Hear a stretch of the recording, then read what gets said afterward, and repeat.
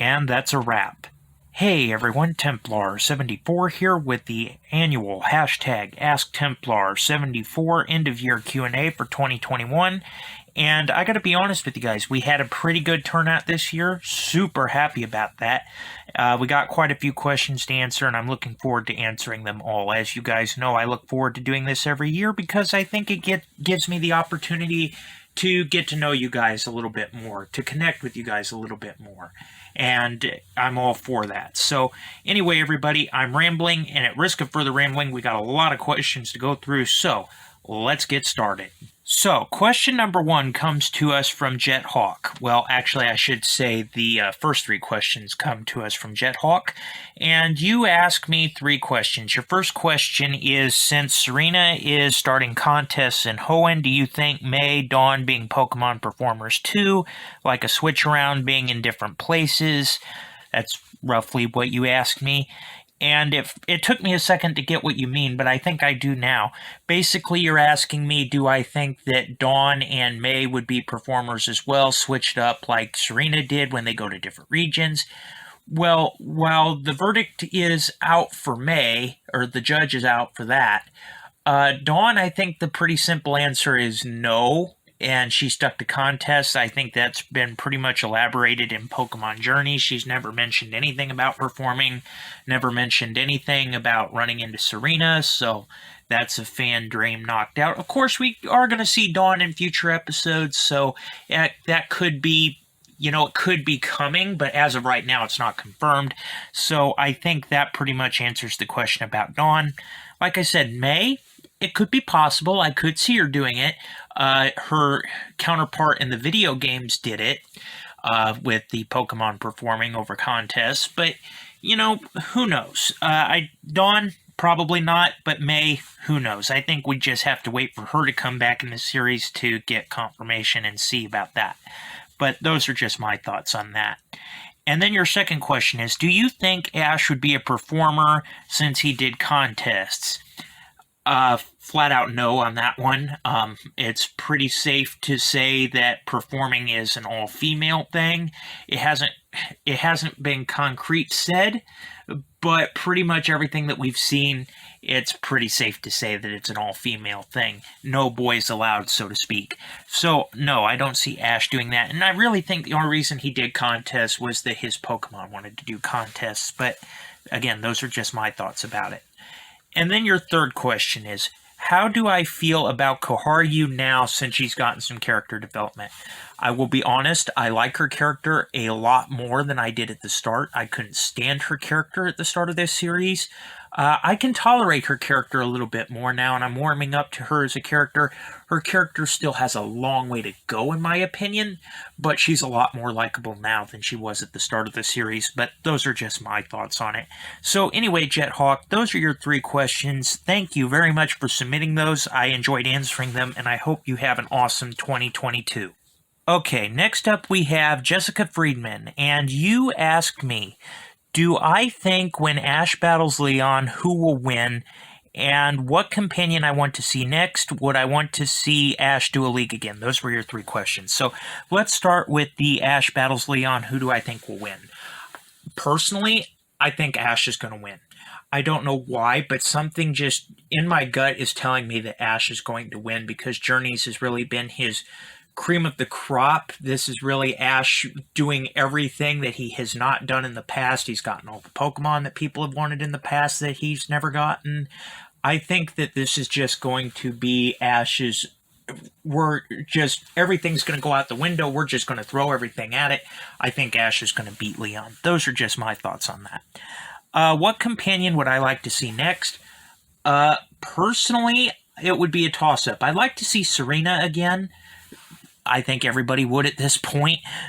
But honestly, another character that I like to see come back, and I know he wasn't technically a companion, but somebody I really would like to see return just to have some interactions with Ash, is Gladion. We haven't seen Gladion in a while, and he was probably my favorite character of Sun and Moon. He was probably the saving grace of Sun and Moon. But yeah, I'd really like to see Gladion come back personally, either him or Serena. But again, that's just my thoughts on that. And then your third question, would I want to see Ash do a league again? Now, honestly, I can say no.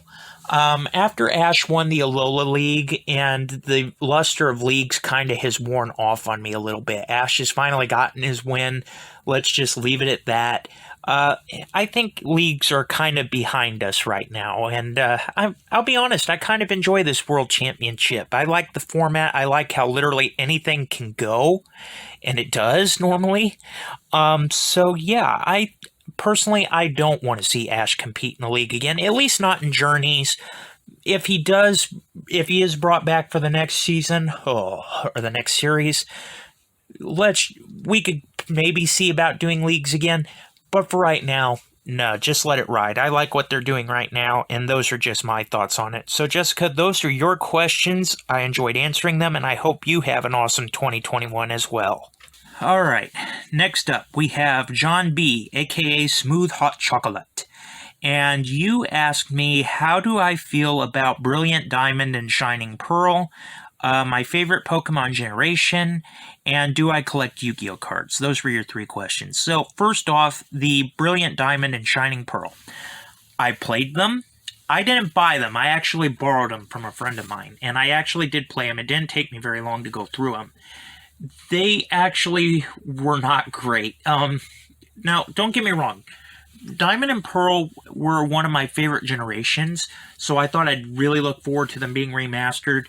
The remaster kind of fell flat on its face. Don't get me wrong, I did enjoy seeing it on the big screen, playing the Switch on the big TV, because my other half does have a 70-inch TV, so that was kind of nice. But other than that, really, they were kind of a disappointment. And I know that's going to irritate a lot of people, but I think that's been the consensus for most of it, is that Brilliant Diamond and Shining Pearl were promising, and they looked good, but they just kind of fell flat, and they were a little bit disappointing in my opinion. But that's just my thought on Brilliant Diamond and Shining Pearl. Would I go out and buy them and spend the money? Not necessarily. After playing them, I'm kind of glad I didn't spend the money on them, to be honest. But who knows? Maybe they'll warm up on me. I don't think so, but those are just my thoughts. And then my favorite Pokemon generation. Okay, this one's open for interpretation. It depends on whether you're talking about the games or the anime. If you're talking about games, then my favorite generation would be the Sun and Moon generation, hands down. Those games were probably my favorite ones, and they're probably the ones that I replay the most. If we're talking about anime, however, no question, hands down, it's got to go to X and Y. It was my favorite anime, hands down.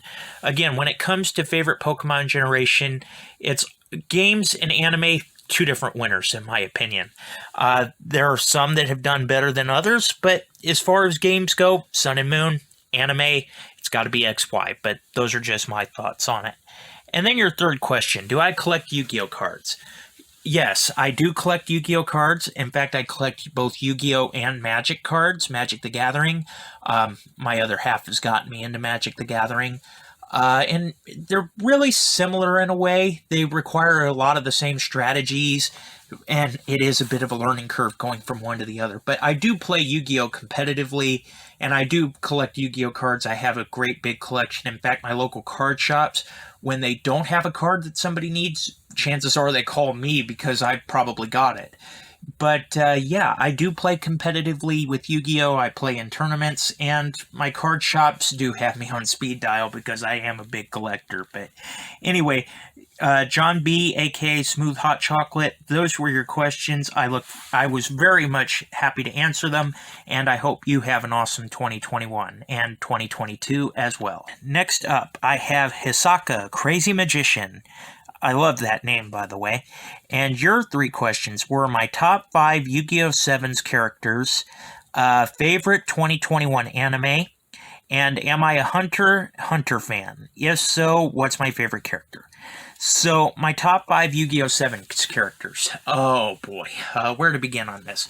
So, Sevens, and I've said this openly, that Sevens is one of those hit or miss shows, but it does have some enjoyable characters. I would say my top 5 characters, and I'm not going to put these in any particular order because I'm not going to spark controversy in the comment section, even though I love doing that, and controversy is always fun. I would say my top 5 in no particular order would be Otis, Yuga, Roa, Neil, and I would probably have to say Rook. Those would be my top 5 just off the top of my head. They were all enjoyable in their own ways. They all have their own quirks, and they all bring something great to the show. And Roa especially, I love his deck. His Death Dooms, Royal Daemons, they're awesome. They look epic, and I just enjoy watching him duel. It's always a blast. But anyway, those are my top 5 Yu-Gi-Oh! 7's anime characters. And then your other questions. My favorite 2021 anime. Okay, so there are actually 2. My other half has gotten me hooked on 2 from Netflix this year. The first one is The Record of Ragnarok. That's one that's exclusive to Netflix, but it's an awesome anime. If you're into mythology, I would really recommend that anime because it's epically animated. Basically, it's all of these different gods end up fighting in a Ragnarok to determine humanity. If you're into the different mythologies like Greek and Roman and that, this is definitely an anime you want to watch. I really cannot say enough nice things about it. I really did love that show. And then another one that she's gotten me on, and I don't know why I enjoyed it so much, because the first few episodes I actually hated it, and that was Super Crooks. I'm not sure if that's the exact name for it. It may be something else exactly, and if I'm wrong, it'll be on the video here. But yeah, this anime, I hated it for the first couple of episodes, but after rewatching it, now I'm hooked on it. So I would have to say it's a toss-up between those 2 for favorite anime of 2021. And then your third question, am I a Hunter x Hunter fan? And if so, what's my favorite character? I'll be honest, I've never seen Hunter x Hunter. It's been in my to-watch list for a long time, but I've just never gotten around to it. So I honestly can say I'm not a fan yet because I haven't watched it yet, and so I don't have a favorite character. But anyway, Hisaka Crazy Magician, and again, I love that name. Those were your questions. I enjoyed answering them. I hope you had a great 2021, and we'll have an awesome 2022. And thanks for submitting your questions. Alright, next up we have the Jasmine, and you start by offering me your best wishes. Same to you, man. I hope you had a great holiday season. I hope you had an awesome 2021 and are continuing to stay well. And your questions are, between now and the top 8 in the World Championship competition in Pokemon, which character makes an appearance for me for a qualifier would I like to see? And basically you're like, okay, so between now and the top 8, who would I like to see compete against Ash for a qualifier? And you've thrown out some great suggestions. Alon, Sabrina, Annabelle. Those are all great suggestions. And honestly, I would like to see the Alon-Ash rematch. That would be one I'd like to see. Sabrina and Annabelle, I could see that too. A couple for me, and I'm gonna be honest here and throw a couple out of left field. One rematch that I would like to see is Gladion versus Ash for World Championship. I think that's a rematch that we need to see, especially after the Alola League. If it's not Gladion, then be Kukui, because, that's another rematch we need to see from the Sun and Moon series. Those are probably the only 2 from Sun and Moon that I'd like to see a rematch from. Those 2 would be 2 that I'd like to see. Again, I agree with you on Alon. Sabrina and Annabelle would be fine too. Maybe even for nostalgia's sake, throw in a former travel companion. Let's see Clement in there. Let's see somebody just way out of left field. I wouldn't mind seeing that either. But yeah, there are just so many possibilities for now and top 8 who we could see come back. But those are just a few suggestions I have for that. And then your next question is, would the World Championship victory, or would this series be the end for Ash? Would I like to see that?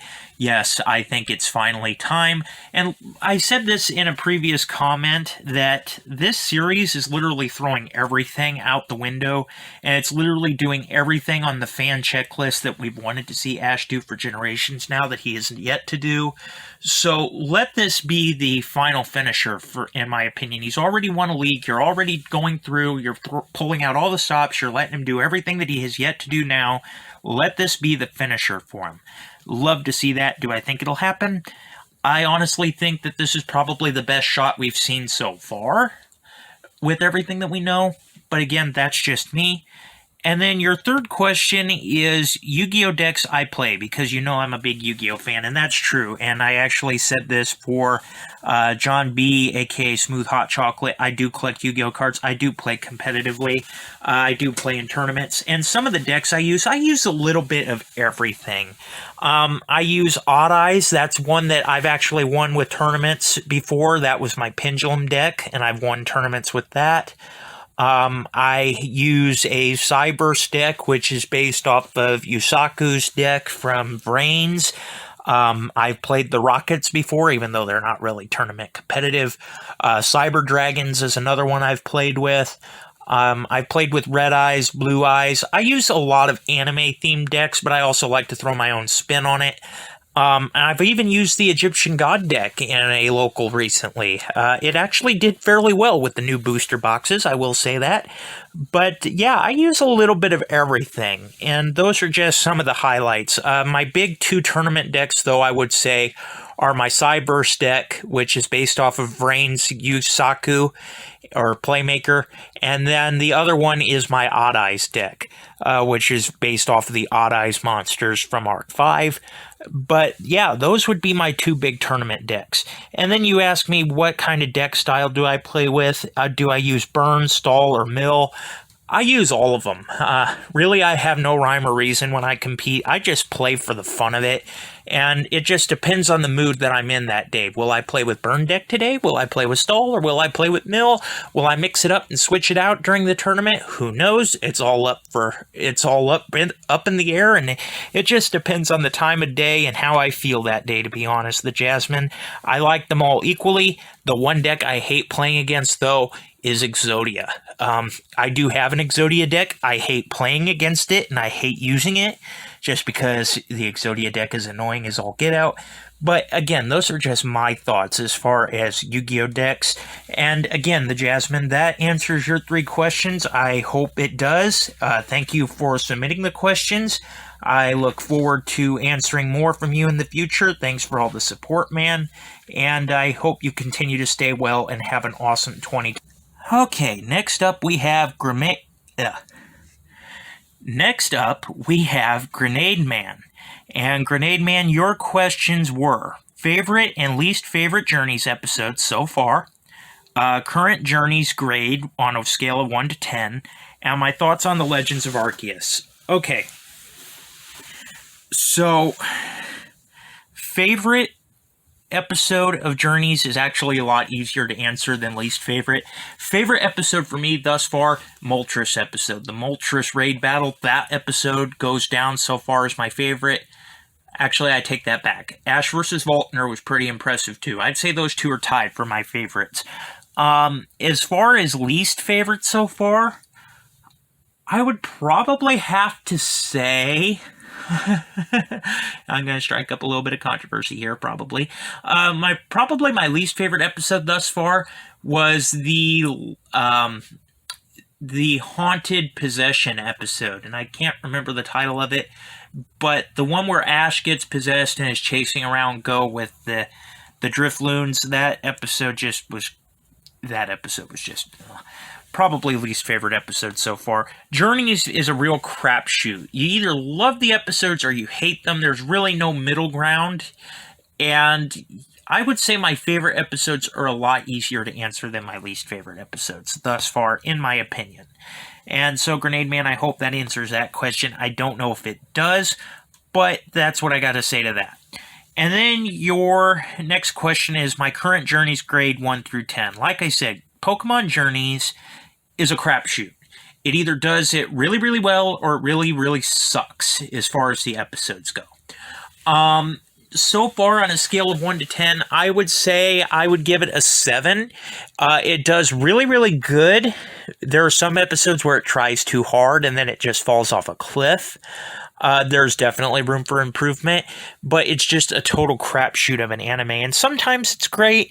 Pokemon, not so much. Not so much the kind of genre that you want to have a crapshoot. But anyway, those are just my thoughts on that. And then my thoughts on the Legends of Arceus. Okay, this game looks epic, and right now it is the one that I'm most looking forward to. Like I said, Brilliant Diamond and Shining Pearl were flops, in my opinion, but this one is the one I'm looking forward to the most, and this one I'm looking forward to getting my hands on and playing the most. And it's just, I haven't played it yet. It's still on my want list, and I'm still anxious as hell to get my hands on that game. But anyway, Grenade Man, those are your 3 questions. I hope I answered them satisfactorily. Actually, I don't know if that's the right word. But anyway, I hope I answered them to the best of my abilities. And I hope you continue to stay well and have an awesome 2022. Thanks for the questions, and I look forward to more in the future. Okay, next up we have Minor Mole. And first of all, before I get into your questions, I want to say thanks for the compliment on your questions. First up is Journey's last. Will Journey's last 4 years or 3 years? Will it be a 3-year run or a 4-year run? I think it'll be a 4-year run. Will it be a 4-year run now that I think about it? Yeah, it'll be a 4-year run. Only because I think that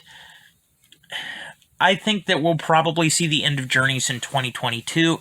I know the pandemic screwed up a lot of things. I still think they're going to shoot for the end of 2022. If not the end of 2022, it's going to end early in 2023 because of the production delays. But I still think we're going to stick to that schedule. Could be wrong, but I think that that's going to be my prediction for Journeys. Next up, you ask me, is Sun and Moon or Journeys, which one was better and why? Oh boy. Can I pass on that question? They both have their merits. Sun and Moon definitely, like Journeys, was a crapshoot. It either did things really, really well or it did things really, really piss poor. Journeys is the same way. I would say probably Journeys right now is what I'm leaning more towards, just because of the wow factor of Ash doing things that he's never done before, as compared to Sun and Moon. Although I will give Sun and Moon the fact that Ash won a league. Yeah, I would still say Journeys right now. Journeys over Sun and Moon, but still a toss-up because they both are crapshoots. And then your third question are animation channels that I like. Okay, so I've got 3 suggestions here. And the first one is The Anime Man. He does a lot of various anime stuff. If you want to see a little bit of variety, that would be a channel I would recommend going to. I really didn't even know anything about it until my other half pointed it out to me. But yeah, The Anime Man's definitely an anime channel that I would check out if you want to see a little bit of variety. He does weird stuff, and if you're a weeb, you're going to love that channel. Another animation channel I like, and it really has nothing to do with anime, but this channel does have awesome animations, does awesome videos, and the art is just beautiful, and that is Daria Cohen. And I will put a link to that in the comment section if I remember to do it. She does a lot of vampire animation videos, a lot of animations in general, and this artist is just awesome. I really enjoy the Volatar music, big fan of that, and it just looks beautiful in my opinion. And then a third animation channel, back to anime, I would go to Gamer Turk just for for SAO content. That is the SAO channel that I subscribe to, and I get a lot of SAO information from. And so if you're into SAO, that would be the channel I would look into. But those are just my 3 recommendations for animation channels I like. Again, there are more, but those would just be the 3 that come to my mind right here, right now. And so, Minor Mole, I hope those answered your questions. Thank you so much for submitting them. And as always, look forward to more in the future, and I hope you have an awesome 2022. Okay, next up we have Edward Myers, and you asked me 3 questions as well. First up, you asked me how I feel about Journeys, love it or hate it. Okay, so I believe I answered this before. Journeys is a crapshoot. You either love it or hate it. I'm more of an ant category. I prefer to put myself there. I know you either love an episode or you hate it, but right now it's just kind of a crapshoot for me, and I'm on the fence with how I feel about it right now. I wouldn't say I love it, but I wouldn't say I hate it either. It's more of an right at the moment. And then your next question is favorite things about SAO that got me hooked, or my favorite thing about SAO that got me hooked. I would say the story. I'm a big sci-fi nut, and the story was just captivating, and that's the thing that got me stuck. The animation and music was awesome as well. There were a lot of things about SAO that got me hooked, but I would say it was the story more than anything that got me invested and got me to stay, and it's the thing that keeps me coming back is the story. That man is a genius when it comes to SAO, and yeah, that's just my favorite thing about SAO is the story. And then third is how was 2021 compared to 2020 to me? Okay, so as everybody here knows, I work as a first responder, I work as a paramedic, and I work as a police officer. 2020 was a dumpster fire. Although I will admit being the only one out on the road on the way to work was nice when everything was locked down. It was a bit of a dumpster fire. It was crazy. 2021, I would love to say got better for me. But I was also involved in an accident at work this year, earlier this year. Okay, so basically, long story short, I was on duty with the sheriff's office doing my second gig as a deputy sheriff, K-9 officer. I was working a call on the interstate, a traffic stop on the interstate, and I actually got hit by a car that was doing 70 miles an hour. And it ended up sending me flying into the air. I won't show video or pictures here, even though I do have pictures of the injuries because they were really, really graphic. But needless to say, my car was totaled. My K-9 fortunately walked away because the car hit my cruiser in such a way that when it hit, it opened the automatic bolt that keeps the K-9 door shut. And so as soon as my car was hit, that door popped open and he was able to get out of the vehicle and could start running towards me. Basically, I ended up having my face shattered. I ended up having both of my legs broken. I shattered my hands and both of my arms because when it sent me flying, it sent me catapulting over the car that I had stopped. And yeah, it put me out of action for most of the year. And the 2 times that I actually was in the hospital for maybe 3 months, in and out of the hospital a little while longer than that. I actually caught COVID twice, which kind of sucked. Never caught COVID working on the ambulance, but when I was in the hospital, I managed to catch it, and it knocked me on my butt. So I would say 2020 was a lot better than 2021. I am doing better now. Fortunately, medical has gotten a lot better than what it used to be. I can now move my hands and my legs without braces or crutches, and I can actually go back to work. I'm starting to get things back on track, and I'm looking forward to 2022 now that I'm actually back in the swing of things. But anyway, I would say 2020, believe it or not, was better for me than 2021, Edward. But anyway, those are just I hope that answered your questions, and as always, thank you very much. I look forward to answering more questions from you in the future, and I hope you have an awesome 2022. Next up, we have John Escow, and your 3 questions were, do I think Gen 9 will come in 2023, ?